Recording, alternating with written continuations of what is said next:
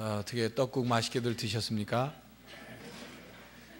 여러 그릇 잡수시면 안 됩니다. 나이를 너무 많이 한꺼번에 잡수시니까 떡국은 한 그릇만 맛있게 잡수셔야 됩니다. 명절이 되면 가족 관계를 더욱 생각하게 됩니다. 가족이 서로 가족을 생각하고 또 함께 만나서 서로의 관계를 새롭게 합니다. 그래서 그런지 이런 설문조사를 MBC 방송국에서 했다고 합니다. 그래서 내일 30일 내일 오후 7시에 설 특집 여성 100대 100이라는 프로그램을 통해서 그 설문조사한 결과를 발표할 예정이어서 아주 관심을 모으고 있습니다. 그 설문조사의 대상은 최근 며느리와 시어머니 각각 1000명을 대상으로 조사를 했는데 질문은 바로 이런 겁니다. 며느리가 시어머니에게 가장 많이 하는 거짓말은 무엇일까요? 또 시어머니들은 며느리에게 어떤 거짓말을 자주 합니까? 하는 그런 질문입니다. 그 조사 결과 며느리가 시어머니에게 하는 거짓말 1위는 어떤 것이냐면 어머님 벌써 가시게요? 며칠 더 계시다 가세요. 1000명 중에 362명이 자기가 제일 많이 하는 거짓말이라 그렇게 응답했습니다. 2위는 뭐냐면 용돈 적게 드려 죄송해요. 다음에 많이 드릴게요. 245명이 했고 어머니가 한 음식 맛이 제일 맛있어요. 202명이 그렇게 거짓말을 한다고 합니다. 네 번째는 전화 드렸는데 안 계시더라고요. 그렇게 거짓말을 한다고 합니다. 이와 함께 시어머니가 며느리에게 많이 하는 거짓말 1위가 뭐냐면 아가야 난 널 딸처럼 생각한단다. 1000명 중에 452명의 시어머니가 응답을 했습니다. 2위는 생일상은 뭘 그냥 대충 먹자꾸나 이렇게 말하는 거 2등이었고 3등은 내가 얼른 죽어야지 그렇게 말하는 것이 3위였다고 합니다. 우리나라에서는 예나 지금이나 고부간의 갈등이 심각합니다. 신앙인이라고 해서 예외는 아닙니다. 그래도 우리 교회 교인들은 며느리가 시어머니에게 어머님 벌써 가시게요? 며칠 더 계시다 가세요. 그렇게 말하면 그걸 진심으로 좀 들어주시길 바랍니다. 그렇다고 해서 진짜 며칠 더 눌러 계시면 안 됩니다. 또 시어머니가 며느리에게 아가야 난 널 딸처럼 생각한단다 이렇게 말을 하면 그 며느리는 진짜 그렇게 좀 들으세요. 들으시고 딸처럼 잘하시길 바랍니다. 우리 인생에서 느끼는 행복은 사람과 사람 사이의 관계에서 특별히 행복을 느끼게 됩니다. 관계가 어떻게 형성됐느냐, 그 관계에서 내가 어떤 역할을 하느냐에 따라서 행복을 느끼고 행복을 누리는 것이 달라집니다. 우리 인생을 일컬을 때 사람과 사람 사이에서 일어나는 사건의 연속이다 그렇게 말할 수 있지 않습니까? 살아가면서 나 혼자가 아니라 사람과 사람 사이에서 그 어떤 말들, 그 어떤 사건들이 계속 일어납니다. 그러나 그런 사건들, 그것이 좋은 사건이든 나쁜 사건이든 그 사건들을 대할 때 그 사건에 관련된 사람과의 관계에서 내가 어떤 관계에서 그 일을 맡느냐, 어떻게 그것을 해결해 나가느냐, 또 그 사건 속에서 내가 어떤 역할을 하느냐, 그 사람과의 관계에서 어떤 역할을 하느냐에 따라서 우리가 누리는 행복이 달라진다는 것입니다. 오늘 본문 말씀을 통해서 사도 바울과 실라가 다른 사람들과의 관계에서 어떤 신앙인의 모습을 보여줬는지, 또 다른 사람과의 관계에서 어떤 역할을 했는지를 우리가 깨달아서 본받을 수 있기를 바라는 것입니다. 사도 바울과 실라가 마게도냐 지역에 특별히 빌립보성에 들어가서 복음을 전했습니다.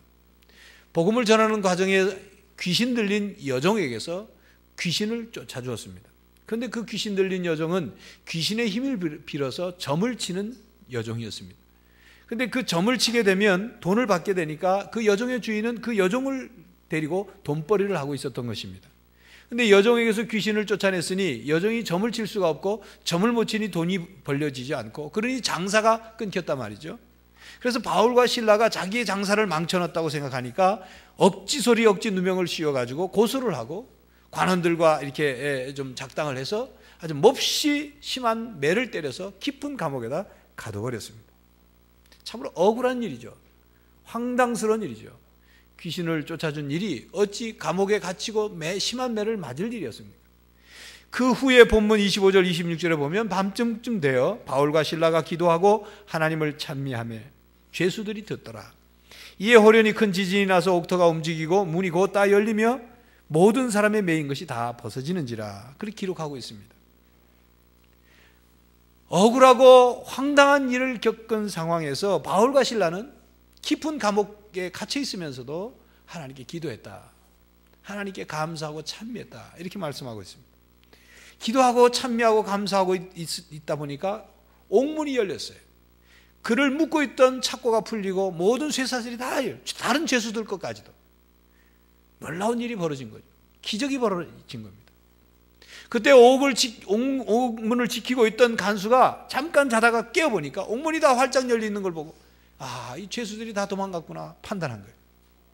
그리고 그 죄수들을 다 놓치게 됐으니 자기 책임을 다하지 못했으니 이 책임은 어떻게 질 것인가 절망하게 된 거죠. 하늘이 무너지는 것 같았습니다.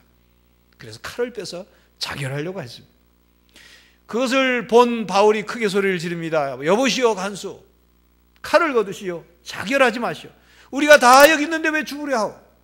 간수를 말렸습니다. 이게 본문 앞부분의 내용입니다.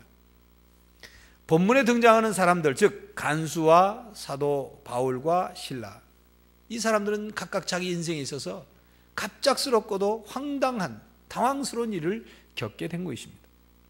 바울과 실라가 감옥에 들어간 것도 심한 매를 맞게 된 것도 그들에게 있어서는 참으로 황당한 일입니다.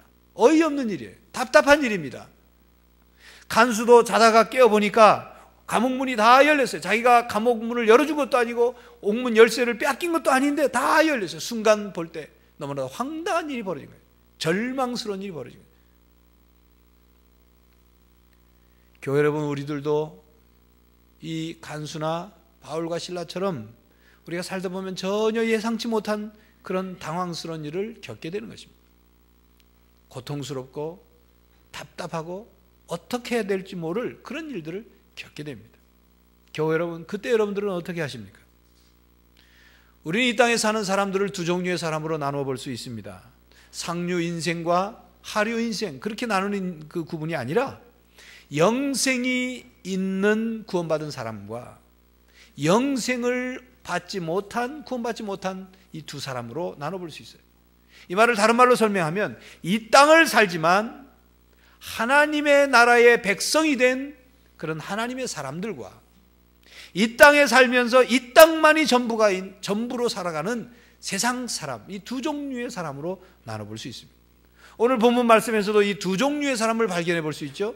간수라는 사람은 이 땅의 일로만 눈이 가 있는 그런 세상 사람의 모습이고, 바울과 실라는 이 땅에 살고 있지만 하나님의 사람으로 본문 말씀에 나타납니다. 세상 사람과 하나님의 사람은 우리의 눈으로는 쉽게 잘 구분이 되지 않습니다. 세상 사람도 하나님의 사람도 하루 세끼 밥 똑같이 먹어야 되고, 저녁이 되면 잠을 자야 되고, 똑같이 피곤하고 똑같이 목마르고 똑같아요. 그냥 보통 일상적인 생활에서는 전혀 구분이 되지 않습니다. 그러나 세상 사람과 하나님의 사람이 분명히 다른 차이가 있는데, 그 차이는 뭐냐면 하나님을 믿느냐 아니면 하나님을 믿지 않느냐 이거예요. 하나님이 그 마음속에 있느냐, 하나님이 그 마음속에 없느냐, 그 차이라 말이에요. 세상 사람은 불행이 닥치면 쉽게 낙심합니다. 벌어진 불행스러운 상황, 그 상황만 봅니다. 환경만 봅니다. 사람들만 쳐다봐요. 이 땅만 바라봅니다. 그래서 쉽게 낙심합니다. 자기가 쥐고 있던 어떤 소망의 끈이 끊어졌다고 생각하면 절망해요. 포기해버려요. 자기를 도와줄 사람들이 없다고 생각하면 모든 걸 다 내려놓습니다. 간수가 자기 목숨을 끊으려고 한 것처럼 그렇게 세상 사람들은 자기 인생을 그렇게 망쳐버립니다. 왜냐하면 그들의 마음과 눈에는 하나님이 없기 때문에 그렇습니다. 그러나 하나님의 사람은 다릅니다. 하나님의 사람이라고 해서 불행을 겪지 않는 건 아닙니다. 하나님의 사람도 불행한 일을 만납니다. 절망스러운 일들을 만납니다. 병도 생기고 죽을 병도 생깁니다. 그래서 때로는 낙심하기도 합니다. 그러나 하나님의 사람은 그런 상황에서도 끝이라고 생각지 않습니다. 왜냐하면 하나님을 믿기 때문입니다. 하나님을 바라보기 때문에 그렇습니다. 하나님을 믿고 하나님을 바라보면 내가 끝이라고 생각하는 바로 그 절망스러운 상황이 이제는 하나님의 시작이라고 믿기 때문이에요. 내가 두 손을 들고 하나님께 항복해야만이 하나님의 역사가 시작된다고 믿기 때문에 그렇습니다. 그렇기 때문에 포기하지 않아요. 그렇기 때문에 하나님께 둔 소망의 줄을 끝까지 붙잡고 있는 거예요. 끝까지 놓지 않는 것입니다. 하나님의 사람들은 하나님의 주권을 인정합니다. 하나님의 주권을 인정한다는 말은 무엇입니까? 그것은 이 세상에서 이루어지는 모든 일들이 하나님의 손에 달려있다, 이걸 알고 인정하고 믿는 거예요. 하나님이 결정해 주시지 않으면, 하나님이 결제 도장을 찍지 않으시면 그 어떤 일도 일어날 수 없고 어떤 것도 이룰 수 없다는 사실을 믿고 인정하는 거예요. 그게 하나님의 주권을 인정하는 것입니다. 여러분, 이것은 아주 우리 신앙에 아주 중요한 것입니다. 우리 신앙생활에 있어서 아주 중요한, 세상 사람과 하나님 사람을 구분하는 아주 중요한 중심 기준이에요. 그러므로 하나님의 사람은 하나님에게 주권이 있기 때문에 하나님께 기도하는 거예요. 하나님께 매달립니다. 하나님께 구하는 거예요. 어떤 집에 아들 둘이 있는데 아이스크림을 먹을 때 첫째 아들이 자기 것을 얼른 다 먹고는 동생 것을 꼭 뺏어 먹더란 말이에요. 저희 집 얘기는 절대 아닙니다. 그냥 뺏어 먹는 것이 아니라, 정말 아니라니까요. 그냥 뺏어 먹는 것이 아니라 동생을 살살 얼러가지고 가위바위보 해가지고 이긴 사람이 한 입씩 먹자고 꼬이는 거죠. 첫 번째 이 큰 애가 영리해가지고 처음에는 절대로 안 이깁니다. 자꾸 져줘요. 그러면 동생은 자기 아이스크림인데도 자기가 이겨서 먹는다고 굉장히 신나합니다. 당연히 자기가 먹을 건데 신나합니다. 그리고 적당한 때가 되면 형이 딱 이기는 거예요. 그리고 형이 이기면 아이스크림을 받아가지고 한 입만 먹는 게 아니라 한 입에 다 털어넣습니다. 그러면 동생은 순식간에 이런 일을 겪게 되니까 통곡을 합니다.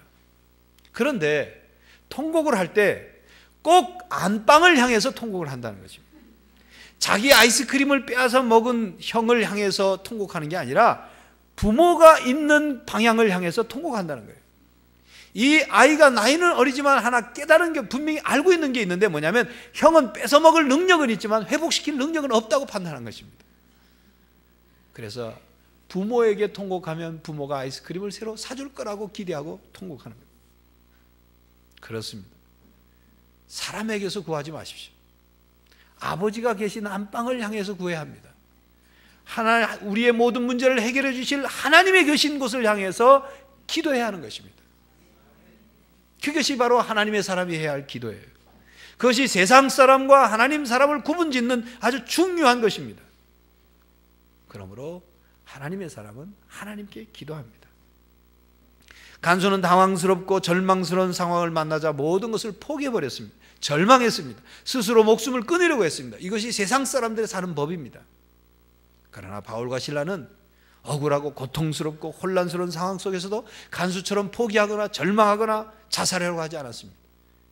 바울과 실라는 하나님께 기도했습니다. 하나님께 나아간 것입니다. 그들이 그렇게 하나님을 찬미하고 기도할 수 있었던 것은 바로 믿음 때문입니다. 어떤 믿음이냐면 하나님께서 이 일을 통해서 반드시 선한 하나님의 뜻을 이루신다 하는 이 믿음이었습니다. 이 확신 때문에 그들이 하나님께 둔 소망의 줄을 끝까지 붙잡을 수 있었던 것입니다. 맥스 루케이도가 쓴 책에 보면 이런 얘기를 합니다. 만약 여러분이 의사에게 검사를 받고 의사에게 갔는데 의사가 당신 암이 있어 라고 진단을 받게 되면 어떻게 반응할 거냐 하는 그런 얘기를 요리하는 것에 비유해서 설명을 합니다. 한 종류의 사람은 걱정이라는 솥에다가 그 암 진단 결과를 집어넣고 거기에 우울도 집어넣고 가슴앓이도 집어넣고 비관도 집어넣고 절망도 집어넣어서 요리를 한다는 거예요.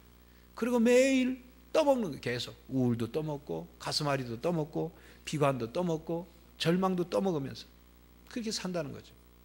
두 번째 종류의 사람은 기도라는 솥에다가 진료실을 나오자마자 그 자신의 문제를 거기다 집어넣는다는 거죠. 하나님의 손에 맡긴다는 것입니다. 이것은 내 손에서 해결될 일이 아니기 때문에 하나님으로부터 이 일이 왔고 하나님이 해결해 주셔야 된다고 믿기 때문에 하나님 그 기도라는 솥에 집어넣는다는 거예요. 그리고 그 기도라는 솥에 요리를 하는 데 있어서 무엇을 또 집어넣냐면 그동안 하나님이 나에게 베풀으신 그런 도우심, 나에게 깨닫게 해주신 것들, 나를 인도해 주신 것들, 나에게 베푸신 그런 은혜들, 이런 것들을 같이 집어넣어서 감사와 함께 끓인다는 것입니다. 하나님의 사람은 기도와 감사를 드리는 사람입니다. 하나님의 사람이 해야 할 몫은 기도이고 감사이고, 하나님이 해주셔야 할 몫은 우리에게 사랑과 은혜를 베푸시는 것입니다. 바로 그걸 기도하고 구하는 거예요. 하나님의 은혜를 항상 구하는 사람이 하나님의 사람이에요. 그것이 세상 사람과 구분되는 겁니다. 세상 사람은 하나님의 은혜를 알지도 못하고 하나님의 은혜를 어떻게 구하는지도 알지 못합니다. 교회 여러분, 여러분은 하나님을 믿는 하나님의 사람임을 언제나 잊지 않고 살기를 간절히 바랍니다.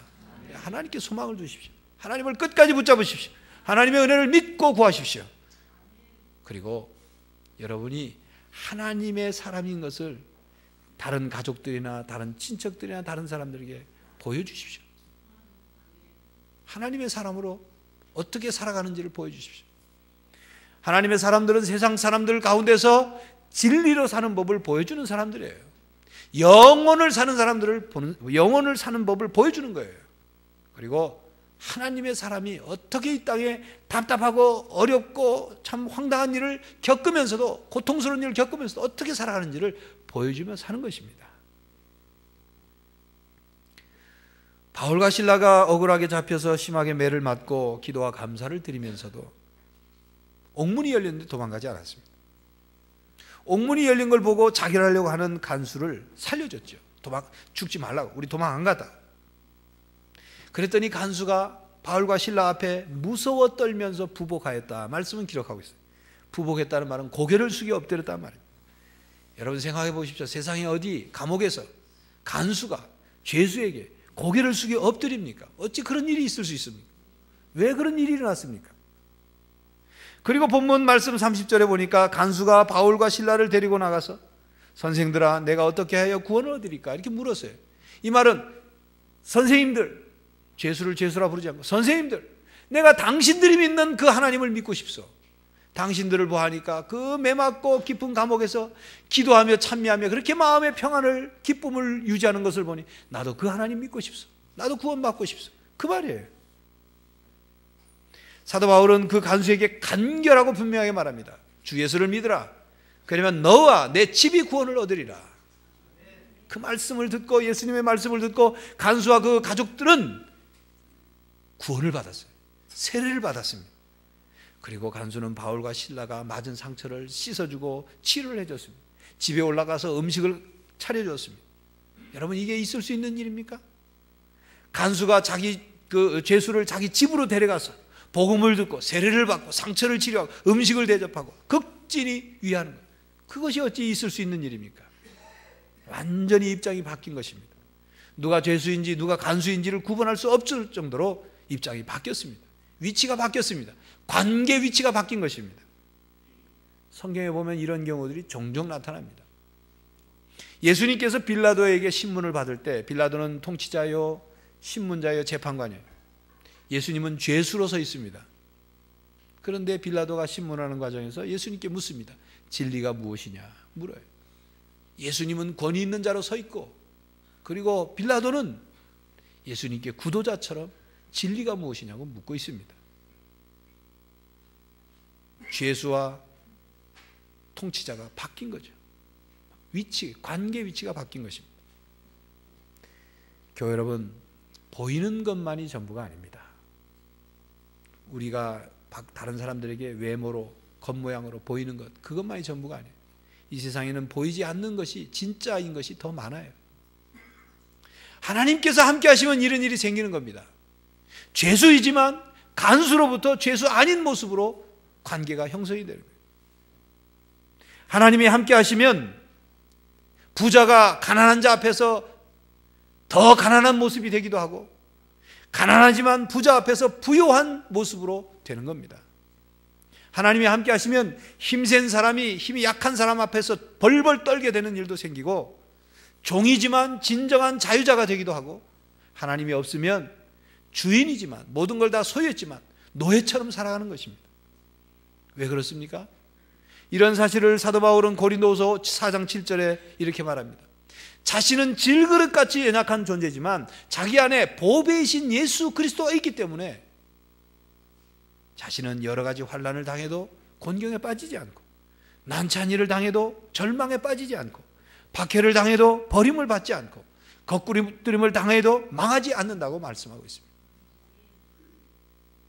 자신을 질그릇에 비유하고, 주님은 질그릇 안에 담긴 보배이기 때문에, 그 보배가 너무나도 소중하고 능력이 있기 때문에 그렇다고 말씀합니다. 여러분 안에 보배이신 예수 그리스도가 계십니까? 여러분 안에 보혜사 성령 하나님이 함께 하고 계십니까? 그렇다면 여러분들은 하나님의 사람들이에요. 그렇다면 고린도후서 6장 9절 10절의 말씀은 여러분들을 일컫는 말입니다. 여러분들의 말씀이에요. 무명한 자 같으나 유명한 자요, 죽은 자 같으나 보라 우리가 살고, 징계를 받는 자 같으나 죽임을 당하지 아니하고, 근심하는 자 같으나 항상 기뻐하고, 가난한 자 같으나 많은 사람을 부유하게 하고, 아무것도 없는 자 같으나 모든 것을 가진 자로다. 교회 여러분, 하나님의 사람인 여러분, 어느 곳에 있든지 누구와의 관계에서든지 하나님께서 인정해 주시고 하나님께서 높여주시는 여러분들이 되시기를 간절히 바랍니다. 바울과 실라가 극적인 석방을 받았습니다. 관원들이 무슨 말을 들었는지, 무슨 생각을 했는지, 무슨 바람이 불었는지 날이 새자 석방 통보가 와서 석방되었습니다. 물론 하나님께서 하나님의 스케줄대로 그들의 마음을 움직이신 거겠죠. 그런데 오늘 본문 끝절 40절에 보면 두 사람이 옥에서 나가 루디아의 집에 들어가서 형제들을 만나보고 위로하고 가니라, 그렇게 말씀합니다. 옥에서 나가서 루디아 집에 들어가. 루디아는 바울과 실라가 빌립보 성에 첫 번째로 전도한 그 사람이고 전도받은 가정입니다. 루디아와 그 가족 형제들을 만나서 오히려 그들을 위로했다, 그렇게 말씀합니다. 여러분, 위로는 바울과 실라가 위로받아야 되는 거 아닙니까? 졸지에 잡혀서 실컷 매맞고 실컷 고생하고 몸에 온몸에 상처투성이고 잠도 제대로 못 잤을 것이고 낯선 곳에 와서 이게 무슨 고생입니까? 그러니 루디아와 그 집에 있는 형제들이 바울과 실라에게 위로의 말을 해줘야 하는 것 아닙니까? 한다면 이렇게 했을지 모릅니다. 얼마나 고생이 많았습니까? 글쎄, 그 여종 주인은 아주 질이 안 좋은 사람이에요. 이 지역에 아주 유명한 사람입니다. 관원들도 어떻게 선생님들을 그렇게 재판도 하지 않고 그렇게 매질해서 집어넣을 수 있습니까? 그래도 풀려났으니 천만다행입니다. 그저 액땜했다고 생각하세요. 그렇게 위로의 말을 했을지도 모릅니다. 그런데 성경은 그들이 바울과 실라를 위로했다는 말씀은 기록하고 있지 않고 바울과 실라가 그들을 위로했다고 말씀합니다. 바울과 실라는 위로받기를 원한 사람이 아니라 오히려 주 안에서 그들을 위로했습니다. 그들은 하나님의 사람으로 다른 사람과의 관계에서 무엇을 해야 하는지를 아는 사람이었습니다. 교회 여러분, 사람들은 모두 다 위로를 받고 싶어 합니다. 누가 나를 위로해 줄 사람이 없나 늘 찾습니다. 자신을 위로해 주는 사람을 좋아합니다. 우리 모두는 위로가 필요합니다. 세상에 지치고 사람들에게 상처받고 이러저러한 일로 스트레스를 받고 그래서 낙심하면서 살아갑니다. 그러니 모든 사람들은 다른 사람들이 날 좀 위로해 줬으면 하고 기대하는 겁니다. 그래서 남편은 집에 돌아오면 직장에서 받은 스트레스 때문에 아내가 자기를 좀 위로해 주기를 기대하죠. 아내는 집안 살림하면서 늘 그냥 자녀들 키우면서 힘들었던 것, 명절 때는 음식장만 하고 이 명절 증후군으로 스트레스 받는 것 좀 남편이 위로해 줬으면 그걸 기대합니다. 자녀는 자녀 나름대로 부모니까 부모가 당연히 우리를 위로해 줘야 된다고 생각합니다. 부모는 또 부모 나름대로 자녀를 이만큼 키웠으니 이제는 자녀들이 부모들을 좀 위로해 주고 기쁘게 해주기를 원한다고 그렇게 기대합니다. 물론 그렇게 위로 받으면서 살아야 합니다. 이 세상에 사는 모든 사람들은 모두 위로가 필요한 존재들이죠. 그러나 문제는 내가 먼저 위로해 줄 생각이 없이 위로받기만을 기다리는 것이 문제란 말입니다. 내가 먼저 위로해줘서 서로 위로해주고 위로받는 그런 삶이 아니라 누가 나에게 위로 안 해주나 이것만을 기다리고 있기 때문에 문제라, 그 말입니다. 바울과 실라는 하나님의 사람답게 빌립보에 있는 예수를 믿게 된, 이제 막 예수를 믿게 된 사람들을 위로해 주었습니다. 바울과 실라는 충분히 다른 사람들로부터 위로를 받아야 마땅한 그런 자격이 있는 사람들입니다. 그러나 그들은 위로받기보다는 위로를 받는 것에 만족하기보다는 오히려 위로했습니다. 루디아와 예수님을 믿게 된 형제들에게 하나님께서 어떻게 행하셨는지, 간수들이 감옥에서 그 감옥에 지키는 간수가 어떻게 구원받고 그 가정이 다 세례를 받았는지, 관원들이 지금까지 쭉 석방되고 이 일이 진행되는 과정에서 하나님이 어떻게 살아 역사하셨는지 이것을 증거했습니다. 아마 이렇게 말했을 것입니다. 우리 때문에 얼마나 걱정이 많았습니까? 걱정을 끼쳐서 미안합니다. 우리는 괜찮습니다. 믿음 생활을 하다 보면, 복음을 전하다 보면 이런저런 일들을 다 만납니다. 그때마다 우리가 깊은 감옥에서 매맞고 답답한 일들을 겪어도 하나님께 기도하고 감사하고 찬미했던 것처럼, 그랬더니 하나님이 이렇게 우리를 잘 은혜 가운데 석방시키고 놀라운 일들을 행하신 것처럼 여러분도 예수를 믿다가, 하나님 믿다가 어려운 일을 겪으면 기도하십시오. 그럼 하나님이 반드시 도와주십니다. 하나님이 감옥 속에서 우리에게 역사하신 것처럼 여러분에게도 똑같이 역사할 것을 믿으십시오.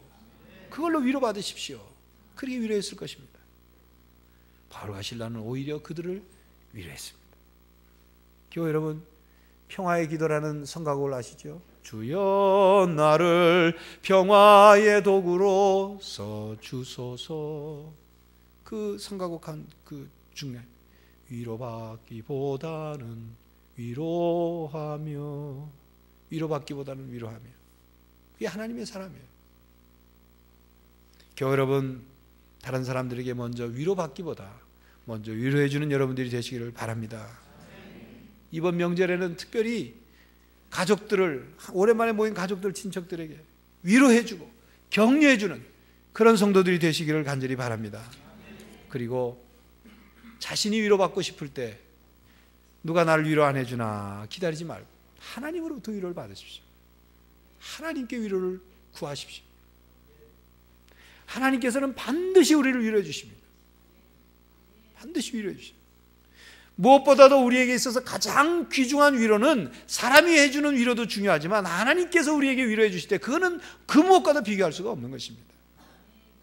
하나님의 위로를 기대하면서 하나님께 기도할 때가 있어요. 그때 제 마음속에 하나님이 이렇게 말씀하시는, 내가 다 안다. 모든 걸 내가 다 알지 않느냐. 네가 잘못한 거 없는 거 알지 않느냐.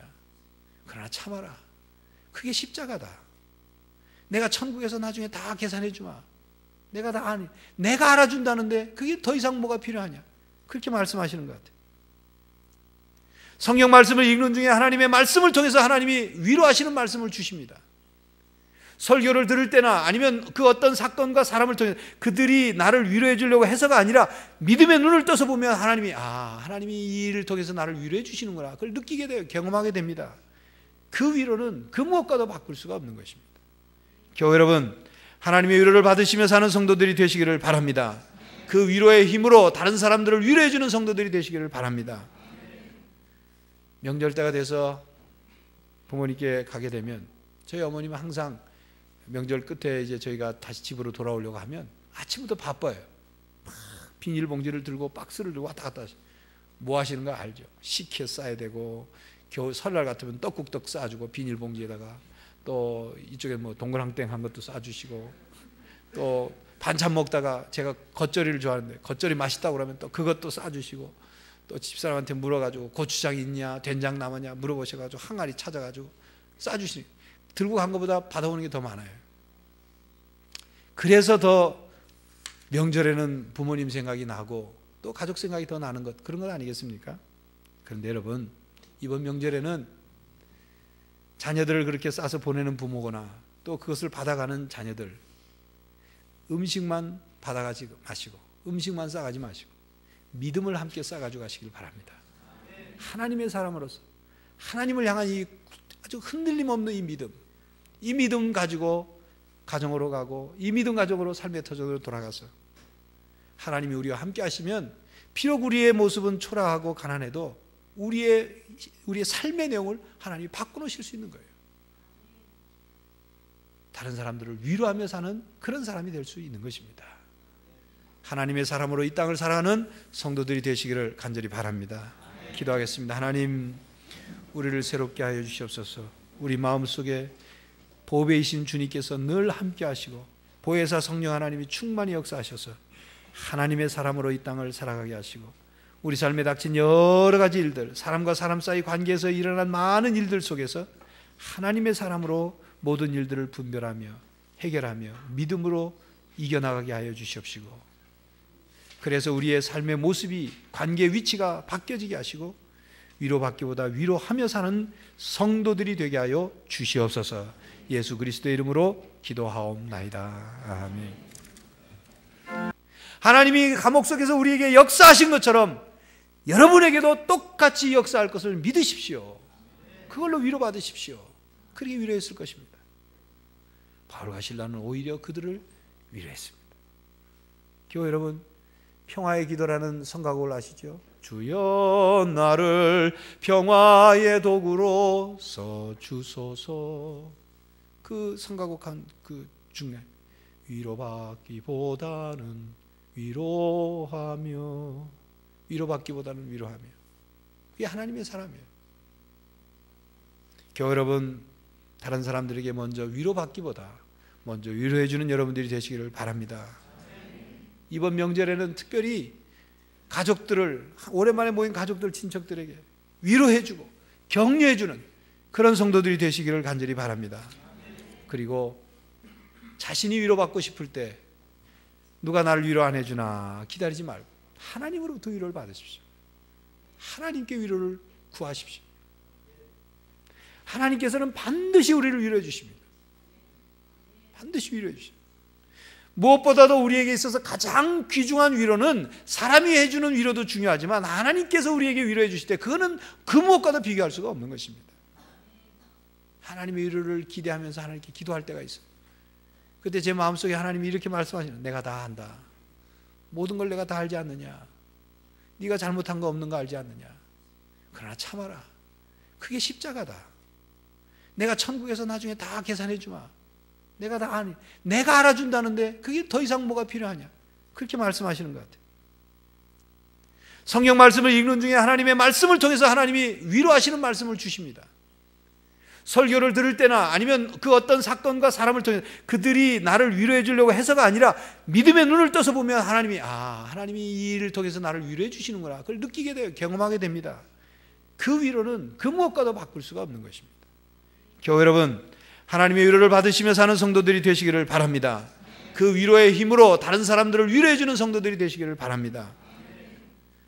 명절 때가 돼서 부모님께 가게 되면 저희 어머님은 항상 명절 끝에 이제 저희가 다시 집으로 돌아오려고 하면 아침부터 바빠요.